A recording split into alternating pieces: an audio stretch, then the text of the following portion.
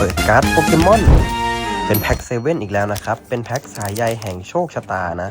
ครั้งนี้เรามากัน3แพ็คเราไปแพ็คโยกิลัสก่อนครับเปิดมาปุ๊บได้เป็นเวลโอนะเป็นการ์ดฟอยล์นะครับซองถัดมาครับเปิดปุ๊บโอ้ไม่มีอะไรเลยคราวนี้เป็นแพ็คโดกัสนะลองเปิดดูครับปุ๊บโอ้และเป็นโวเคเนียนนะโวเคเนียน EX นะใบนี้น่าจะราคาประมาณ20 บาทนะครับและเปิดอีกซองนึงโอเคนะเรามาดูกันซองนี้ได้อะไรนะเปิดมาปุ๊บนะครับก็เป็นการ์ดฟอยล์นะไม่มีอะไรอันนี้เป็นซองสุดท้ายครับซองเนียวฮะนะเรามาดูกันว่าจะได้อะไรนะโอ้ไม่ได้นะครับ